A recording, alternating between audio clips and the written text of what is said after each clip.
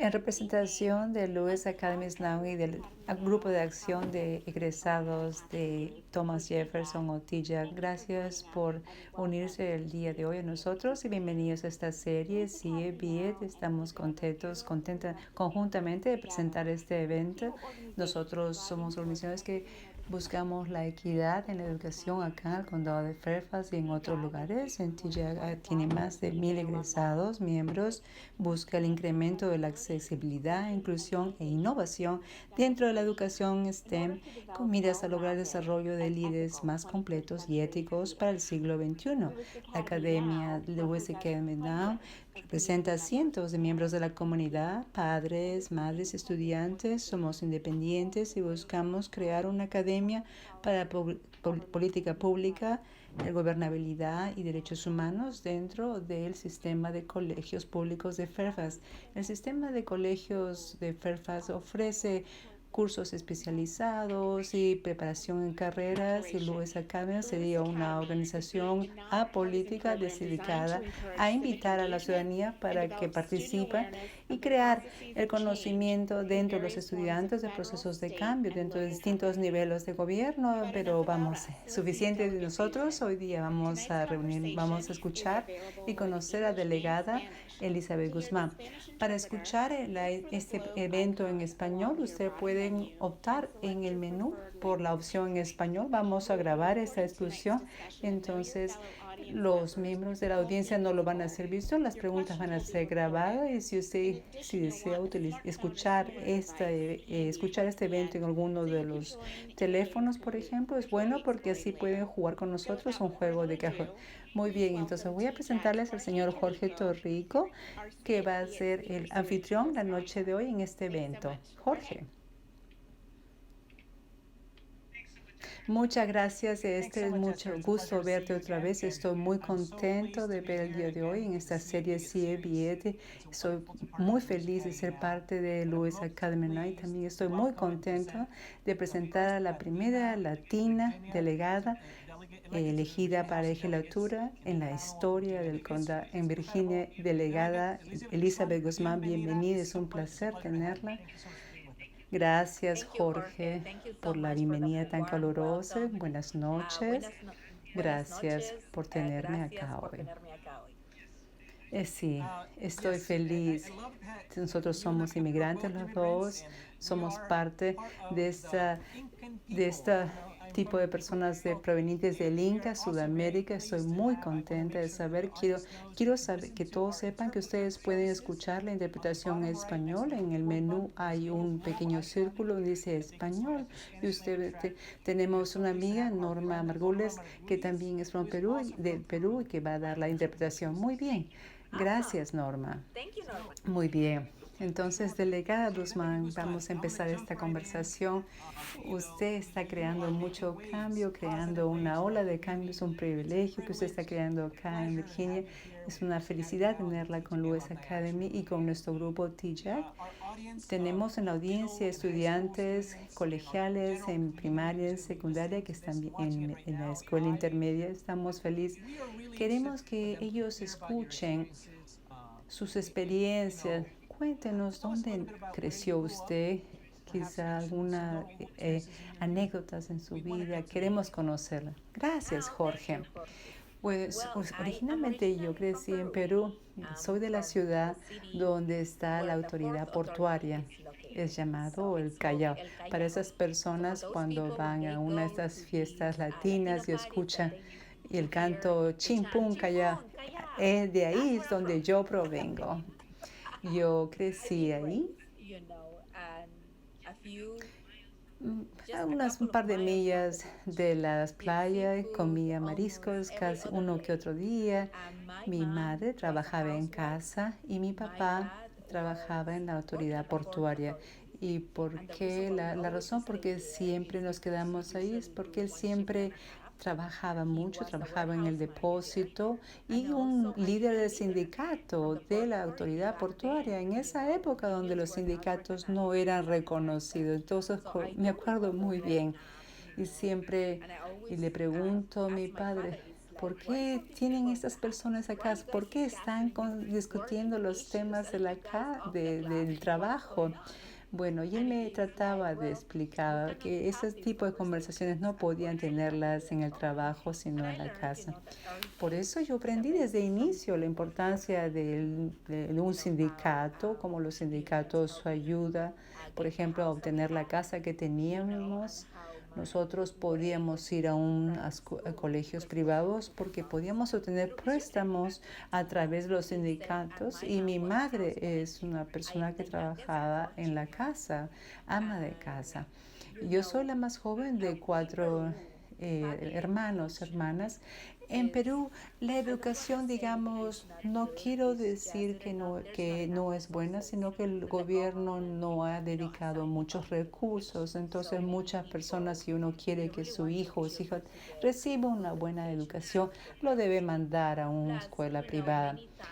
Hay muchos casos donde yo crecí, digamos, no era clase media, no era una vecindad, era una vecindad para la clase trabajadora.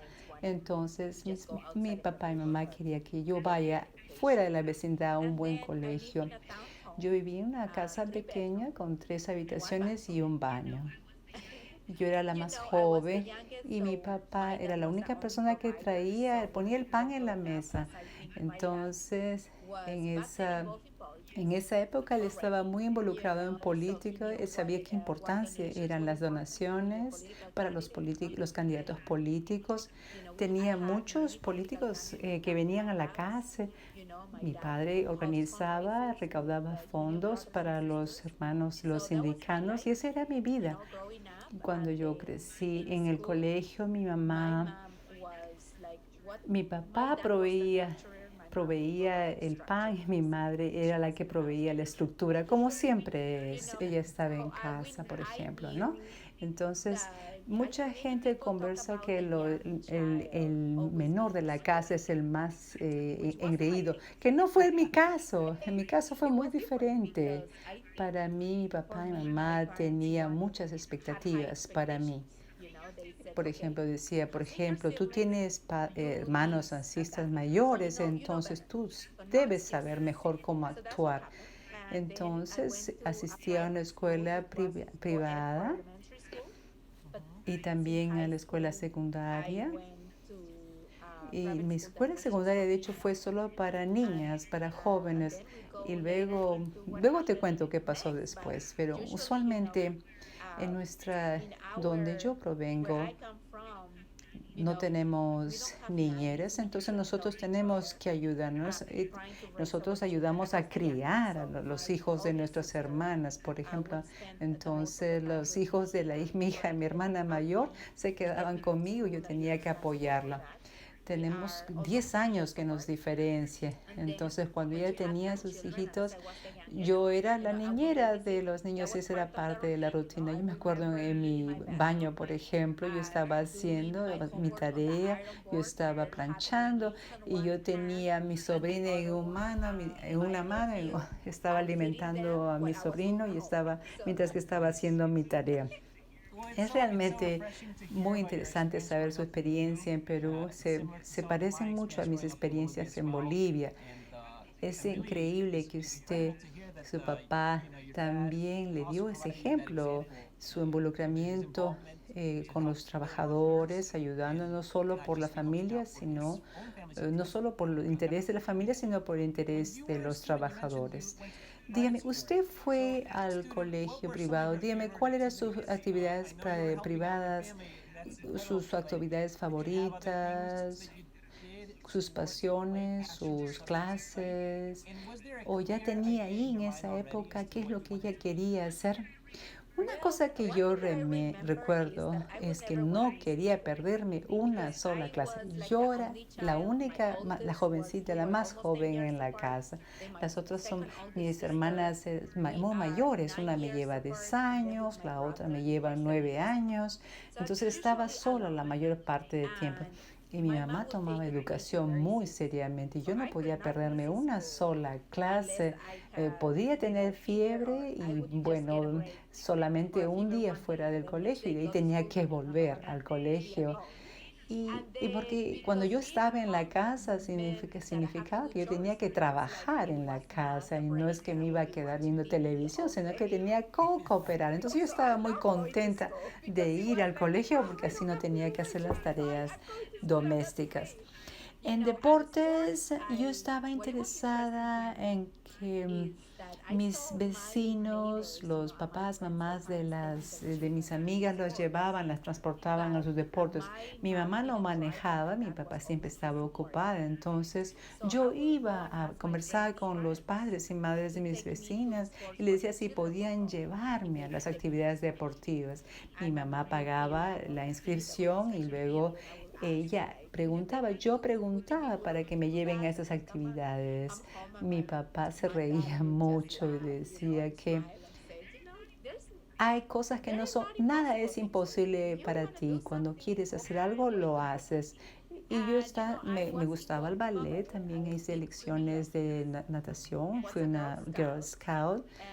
Y cuando estaba en el colegio, estaba en el equipo de voleibol, ¿sabes?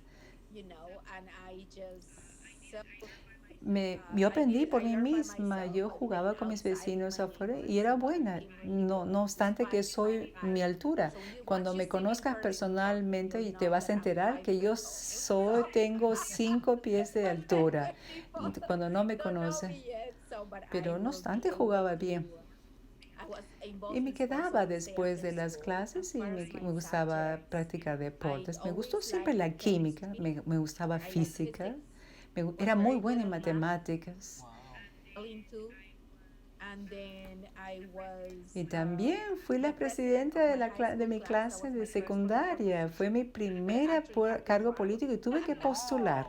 Entonces, eso es lo que yo recuerdo. Esos son mis cursos favoritos.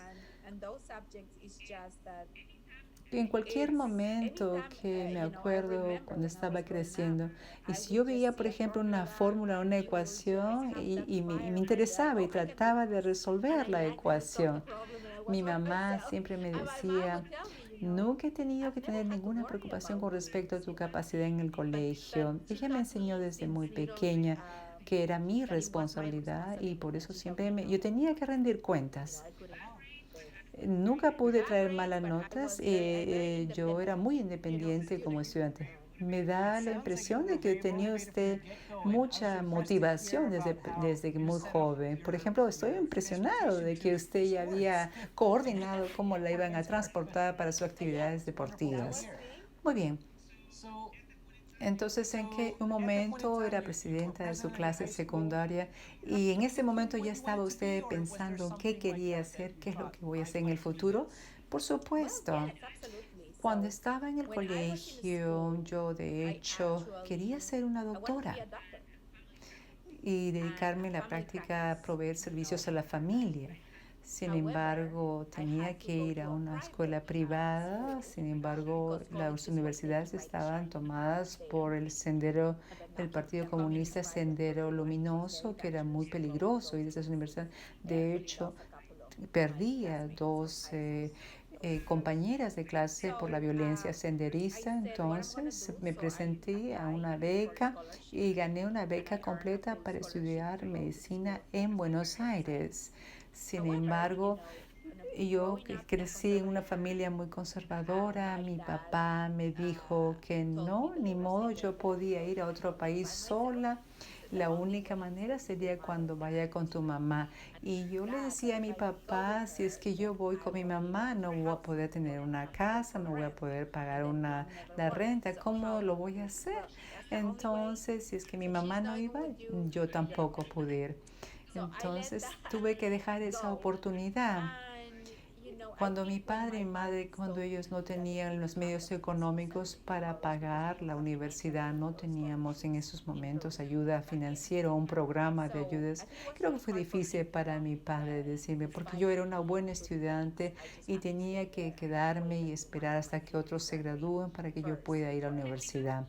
Entonces fui a una escuela técnica y estudié para ser una asistente administrativa, aprendí inglés y luego me convertí en mamá. Mi vida cambió. no se trataba de mí, se trataba también de mi hija. Y mis padres y mi madre me apoyaron teniendo una hija sin estar casada. Como eso, todo eso terminó y yo me convertí en una mamá. Es increíble. Lo que es increíble realmente, yo leí en su biografía que usted tomó ese paso tan importante y decidió emigrar acá. Usted también logró irse a otro país por sí sola y esta vez como madre. Y eso es realmente inspirante. Yo me mudé acá como inmigrante, pero vine como un menor, un niño con mis padres y madres. Entonces usted, sin embargo, hizo esa misma travesía sola. Me parece increíble. Yo quisiera que nuestra audiencia escuche más de su experiencia. Por supuesto. Lo importante, creo, en mi edad, cuando mi hija estaba en primer grado en el colegio, ella estaba yendo a un colegio privado que yo podía pagar. Yo estaba preocupada por su futuro. ¿Cuánto dinero voy a ganar como una asistente administrativa? Si es que voy a poder pagar su educación superior. Y no quería que el dinero sea un problema otra vez.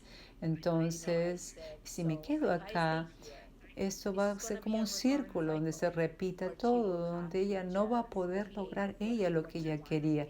Entonces lo que yo decidí mudarme a Estados Unidos por ella. No sabía que una vez que iba a venir acá, que yo voy a obtener unas oportunidades educativas y profesionales.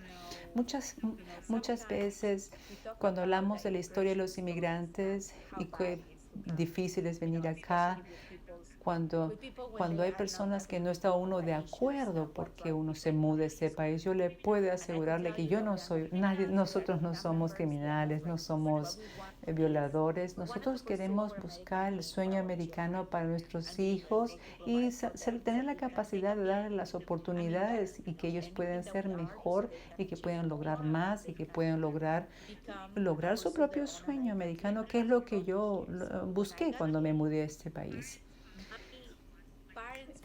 Mi papá tenía familia. Mi papá tenía familia acá en este país y mi papá venía acá de vez en cuando. Mi padre decía que Estados Unidos venga a Perú, yo no voy a América.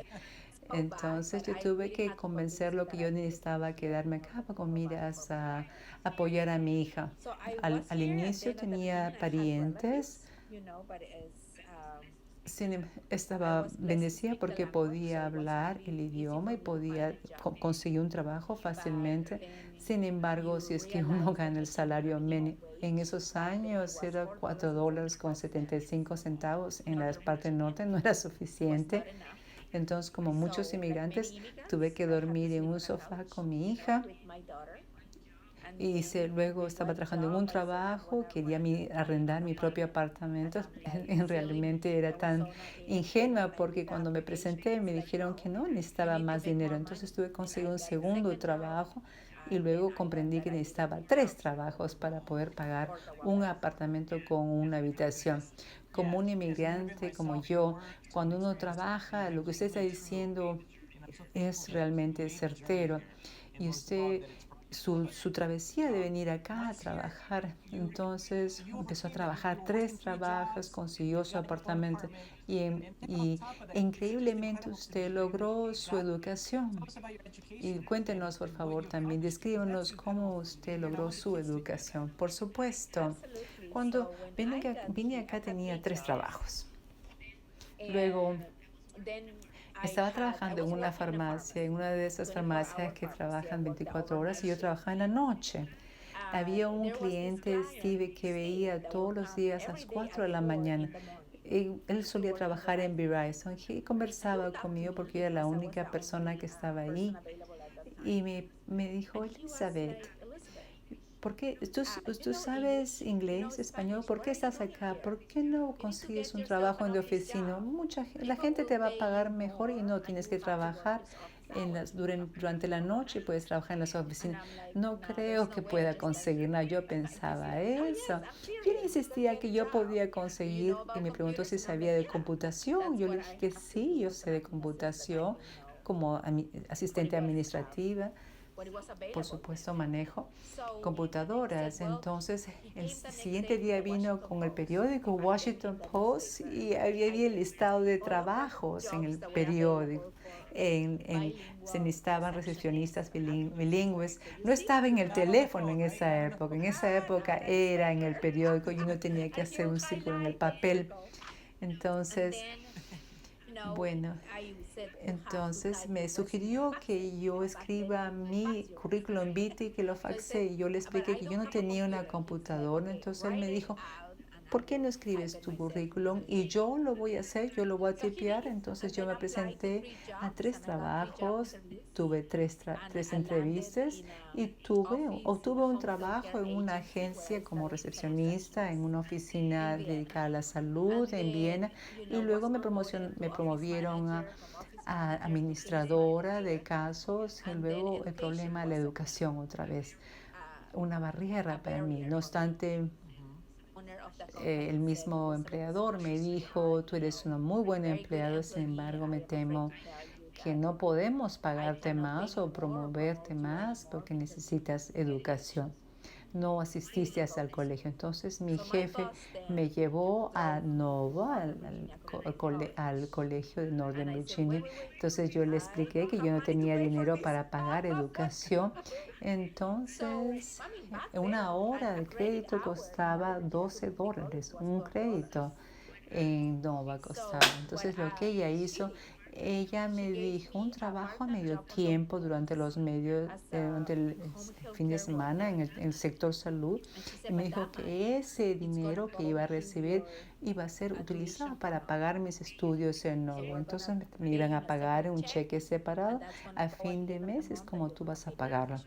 Entonces, ese es como yo logré ir a la universidad. Mi trabajo en la mañana y en la noche iba a Nova y conseguí mi grado de asociado. Después de eso, cuando obtuve mi título de asociado, dejé mi trabajo. Empecé a trabajar en la administración de escuelas en el sistema de colegios públicos de Fairfax y luego me mudé al sector privado donde estaba ganando más dinero.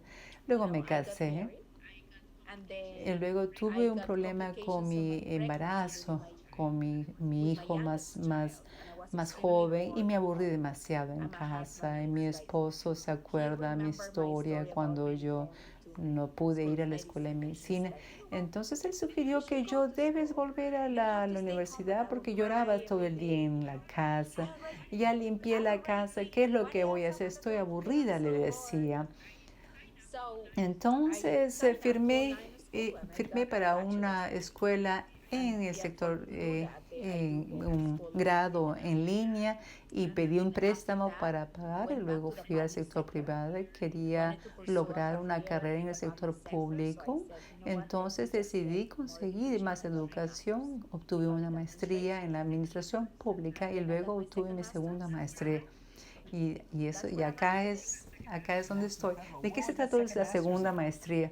Es en trabajo social macro, trabajo social concentrado en la organización de comunidades y representación de políticas. Y como estudiante, me acuerdo, fui a la legislatura con miras a representar determinados proyectos legales, sin saber que yo algún día yo iba a estar ahí como legisladora. Me parece fantástico. Sabemos qué difícil es como papá, mamá, trabajar. Felicitaciones por obtener 2 maestrías, asociado, 2 maestrías, realmente es increíble. Se graduó de la universidad. Es increíble que 65% de la población ni siquiera tiene el bachillerato y viene a este trabajo. Y en su caso, usted viene a este país y como madre y decide estudiar y obtener no solo el bachillerato y maestrías. ¿Cómo podría usted, cómo es que usted logró derrumbar todos esos obstáculos? Como por ejemplo, conocer el mercado, conocer las escuelas, luego lograr el servicio público. El servicio público como delegada es un trabajo a medio tiempo. pero requiere mucho trabajo a mucho tiempo. Por favor, explique cómo es que usted superó todas las barreras. Y, por ejemplo, si una persona joven puede verla a usted como inspirarse para el servicio público. Una cosa que mi papá me enseñó es que cualquier cosa que va a ser significativo para ti va a significar requerir sacrificio. Nada va a ser fácil, porque si es fácil, no significa que no significa nada para no tiene significado. Yo creo que la razón por la que pude trabajar a tiempo completo, criar a mis hijos, y estudiar, y es porque yo tenía el apoyo de mi esposo y el apoyo de mi madre, que ella vive conmigo, aunque ella piensa que yo vivo con ellos. Se conocen las madres latinas.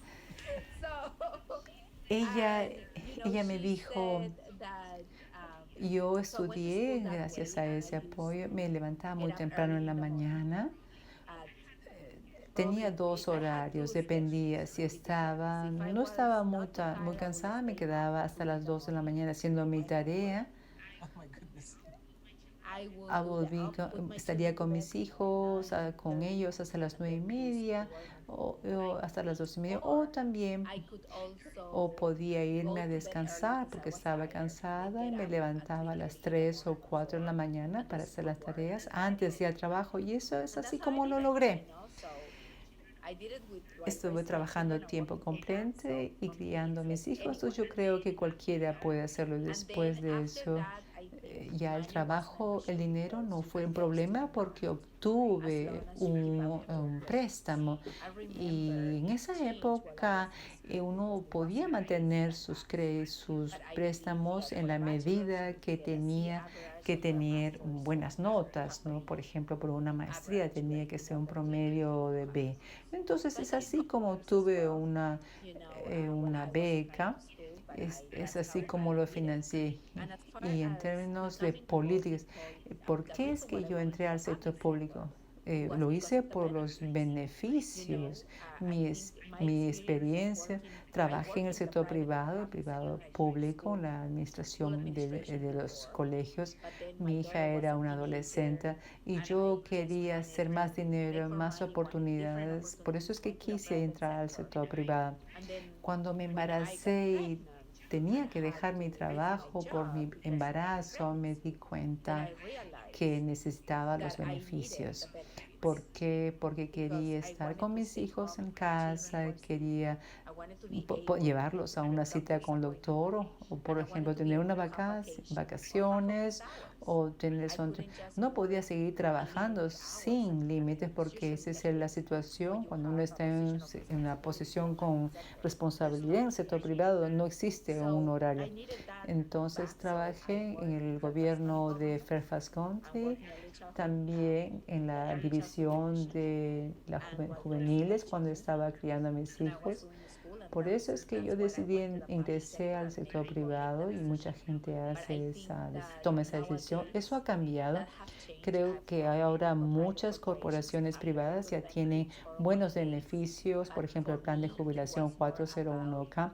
Para mí la idea era tener la flexibilidad de poder, por ejemplo, si yo estoy enferma, poder tomar un descanso pagado, apoyar a mis hijos si están enfermos. En lo que respecta al servicio público, a mí me di cuenta que no había muchas mujeres representadas. Por ejemplo, cuando iba a la legislatura abogando por mis proyectos legislativos, me di cuenta que no había mujeres, muchos hombres.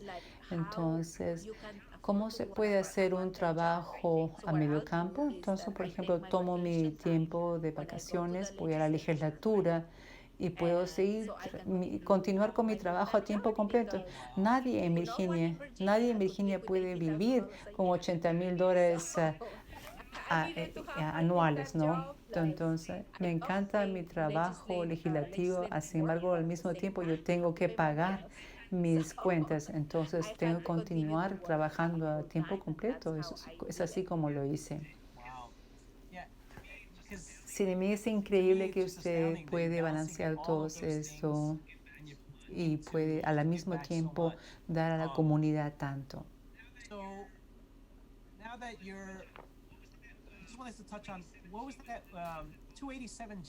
La propuesta 287, que creo que fue la que la motivó a usted para que se presente en el sector público.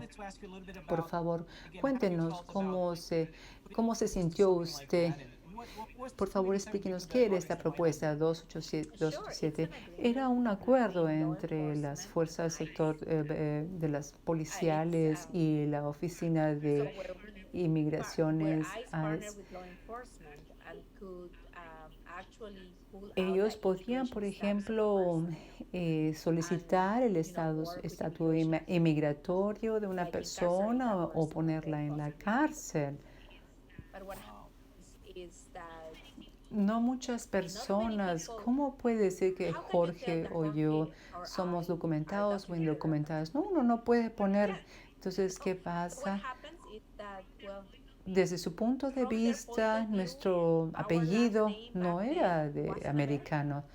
Esa era la primera razón. Esa era la razón.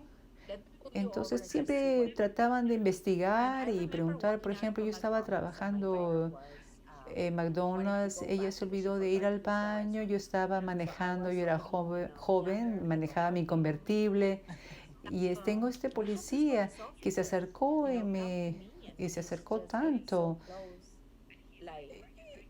y me preguntó qué estoy tomando, que le dije, perdone, no no estoy manejando, mi carro está estacionado. Está yendo a McDonald's. Y la razón por la que él me dijo no podía creer que una persona que luce como yo puede manejar el carro que estaba manejando. ¿Este es tu carro? Sí, es mi carro. Le pregunté si quería ver la registración. Entonces, la siguiente vez mi hija llorando vino a casa del colegio cuando estaba en el 8º grado, me parece que es 7º grado en la escuela intermedia, porque la propuesta 287G fue implementada y escuchó de que padres de amigas podrían ser deportadas por esa legislación. Entonces estaba preocupada de que iba a ocurrir lo mismo para nosotros y tuve que explicarle la diferencia entre estar documentado y estar indocumentado. Y ella comprendió. Sin embargo, como un menor que estaba en la escuela intermedia, cuando uno le explica esta situación, uno trata de en ese mismo momento asimilar uno mismo la situación. Entonces uno se da cuenta, por ejemplo, ¿soy o no de acá? No, yo no nací acá, por ejemplo. Son preguntas que uno se plantea. ¿Y qué pasa si algo no pasa bien en el colegio? Lo primero que puede venir es que el profesor no me agrada, no le agrado porque no he nacido en este país o porque mi apellido. Ahora ella va a ser 30 años, ya pasó eso, ya cumplir, pero sin embargo eso fue traumático para ella en la escuela. Es cuando yo decidí que necesitaba involucrarme. Yo tengo que explicar a los supervisores del condado de Prince William cuáles son las consecuencias de estas políticas divisorias y ciertas personas que no podían aceptar eso. Se sentían bastante incómodos porque no hablaban el idioma y no obstante que tenía presencia legal, no les gustaba esto. Mucha gente dejó este condado y por eso es que me involucré. Sin embargo, me gustaría cerrar esta historia de la siguiente manera. La persona que implementó esto, Corey Stewart, ese era su nombre, vive en mi distrito y una latina ahora es la delegada. La segunda, era miembro en la junta de las prisiones y cárceles y fui capaz de rechazar esa legislación en el condado de Prince William. Entonces, hay luz al final del túnel. Continúe trabajando, organizándose. Hay esperanzas latinas. Son la minoría más extensa en el Prince William y poder traer acá a sus familias. Y la tienen a usted como su delegada. Muchísimas gracias. Fabuloso escucharla. Yo también soy migrante, vine acá como padre, yo no sabía cuál era la situación de ellos. Nosotros en un momento fuimos documentados y luego formalizamos. Por ejemplo, tuve que diferir mi aceptación en Virginia con la situación de financiamiento, entonces tuve que diferirlo. Pero luego se formalizó. Sin embargo, la experiencia de usted es maravillosa y le agradezco mucho por haber compartido su experiencia. Ahora quiero volver a los niños. ¿Qué le diría a usted misma cuando, digamos, usted se mira cuando tenía 16, 15 años? ¿Qué le diría a usted misma? Algo que usted ha aprendido en su vida. ¿Qué le diría a usted, su versión más joven de usted?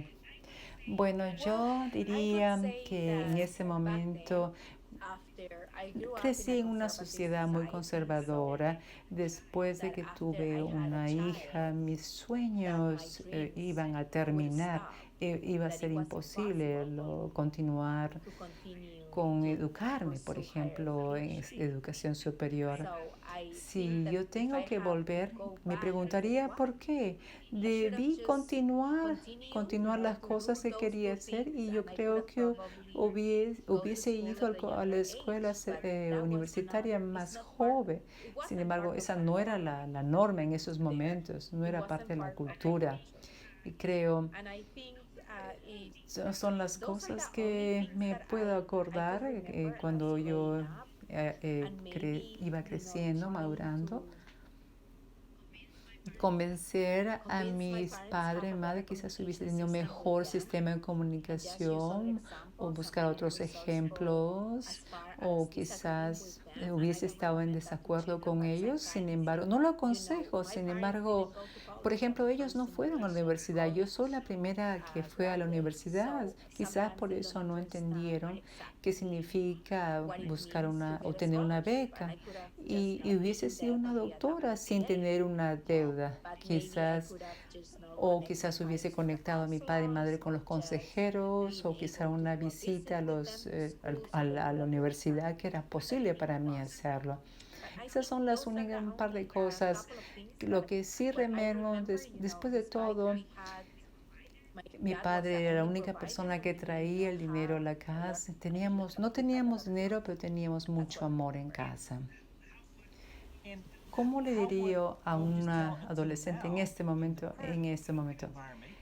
cómo un adolescente puede tener un impacto? ¿Qué pueden hacer como un estudiante en la escuela intermedia, en la escuela secundaria? ¿Qué podrían hacer? Bueno, yo podría decir como un estudiante de escuela intermedia y como escuela secundaria, yo podría recomendarles que sus calificaciones son importantes, son muy importantes.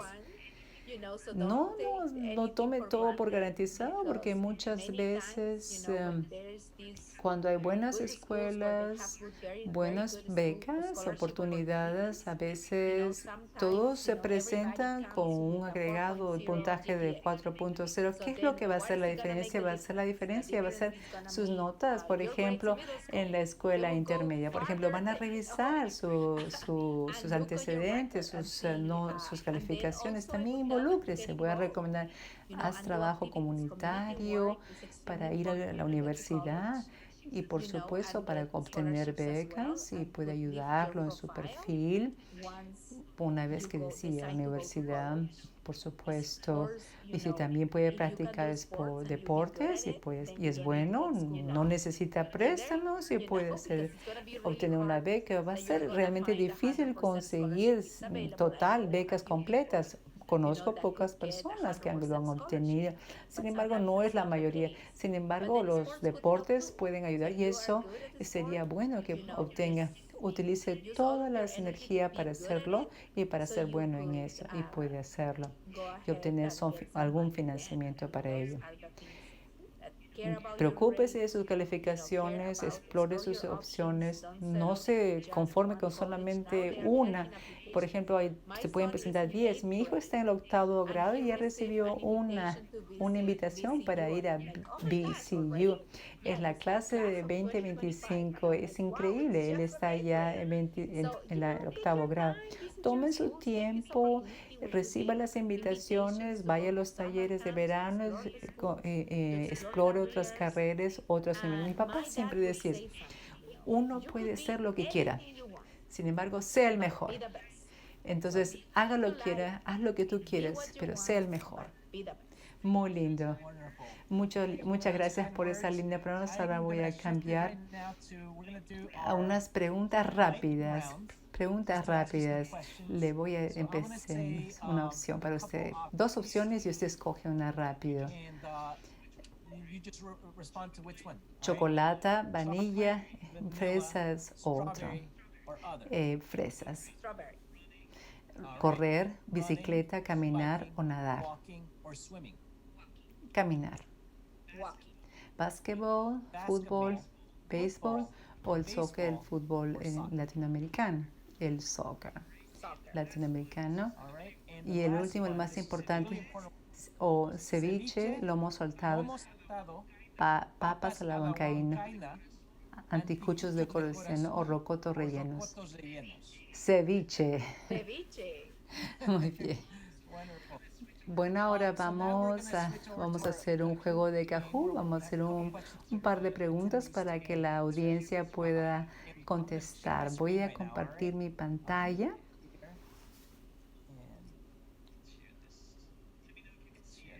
Déjeme, por favor, informe si la pueden ver, la pantalla. A nuestra audiencia le vamos a dar unos minutos para que puedan ingresar a este juego. ¿Alguna forma para las personas jóvenes puedan involucrarse con su oficina que son significativas en su distrito? Por supuesto. Hay un tema que no hemos resuelto aún. Hay una sesión legislativa que podemos resolverlo en la legislatura que viene y me encantaría escuchar su experiencia durante el proceso de admisiones, cómo es que fueron admitidos a la universidad y que pueden compartir esa experiencia con nosotros porque nos va a dar mucha oportunidad para tomar decisiones sobre estos procesos de admisiones. Necesitan ser revisados, va a ser muy importante. Mi correo electrónico es deleguzman@house.virginia.gov. Voy a repetirlo.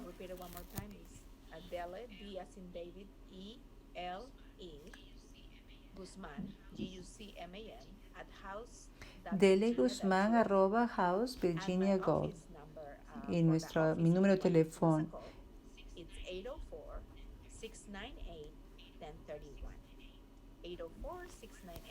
Y mi número de teléfono telefónico es el 804-698-1031. Llámenos y converse, o si quiere puede venir a visitarnos. Estamos en sesión. En el mes de febrero. Va a durar 10 semanas. Durante el mediados de febrero hasta la primera semana de marzo es la sesión.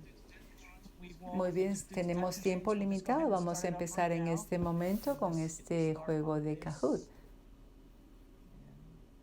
Muy bien, tenemos solo 4 preguntas para la audiencia. CIEB con la delegada Elizabeth Guzmán. La primera pregunta. ¿De qué país la delegada Guzmán emigró? ¿Vino de Perú, de México, Guatemala o El Salvador? Y 3 de estos países que tienen una población significativa en nuestra zona. Muy bien. Tenemos 4 personas. ¿Tienen la respuesta correcta? Acá tenemos los puntos acumulados. Speaking Chicken está en la delantera. La siguiente pregunta. ¿Qué tipos de trabajo la delegada Guzmán desempeñó cuando se vino acá? ¿Estaba profesora de ventas, conductora de Uber, intérpretes o trabajadora social, o en el sector de la comida rápida y ventas? Delegada Guzmán, si quiere usted puede contestar esa pregunta. La respuesta, ¿cuál era? Mi primer trabajo en la venta de comida rápida. Mi mamá también trabajó en ese sector. Muy bien. Entonces tenemos las respuestas correctas ahí. Muy bien. Mi primer trabajo fue en Boston Market. Estábamos muy cerca mío. Yo trabajaba en Wendy's. Mi mamá también trabajó en Wendy's. ¿Cuántos títulos y cursos estudio la delegada Guzmán cuenta? Bachillerato y maestría, bachillerato, asociado, bachillerato, 2 maestrías y 2 maestrías. Delegada Guzmán, ¿cuál es la respuesta? La respuesta asociada, bachillerato y 2 maestrías son los estudios. Eso realmente es increíble. Gracias. Mi esposa tiene una maestría. Yo no tengo maestría. Cuento con un bachillerato. La felicito para obtener las maestrías mientras que trabaja. Y tenemos la última pregunta. ¿Qué es lo que motivó a la delegada Guzmán a trabajar en el sector público? ¿Fue en las reuniones sobre zonas o la registración como voluntaria? ¿O la propuesta, la ley 287G, que creaba ese acuerdo entre los servicios policiales y inmigraciones, o la equidad en educación?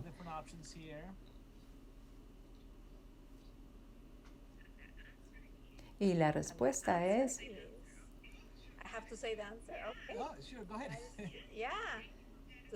Tres personas dieron la respuesta correcta. Correcto, en el 2006 fue la propuesta 287 que me motivó este acuerdo policial y el ICE. Y finalmente el ganador de este juego el día de hoy, Kate. Muy bien, gracias a la audiencia para jugar y ser parte de esta audiencia. Muchas gracias. Delegada Guzmán, ha sido un placer contar con usted.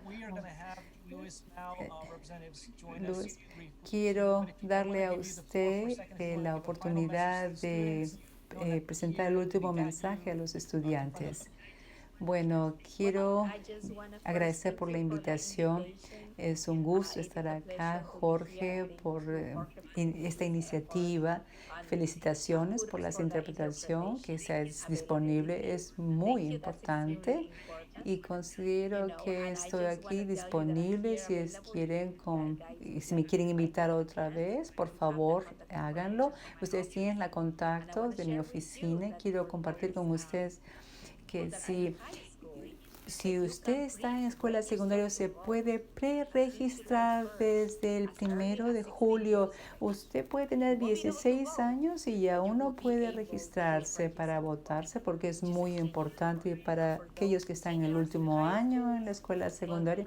Si cumplen 18 años antes del noviembre 2, pueden participar en las elecciones, se pueden registrar ahora, no necesitan esperar hasta que cumplan 18 años. Si cumplen 18 años hasta el noviembre 1, se puede registrar ahora para votar en las elecciones. Recuerden que su voto es su voz. Los migrantes es muy importante, es participar en las elecciones, es la parte de los inmigrantes de cumplir nuestro sueño americano. Gracias. Muchísimas gracias, delegada Guzmán. Michelle.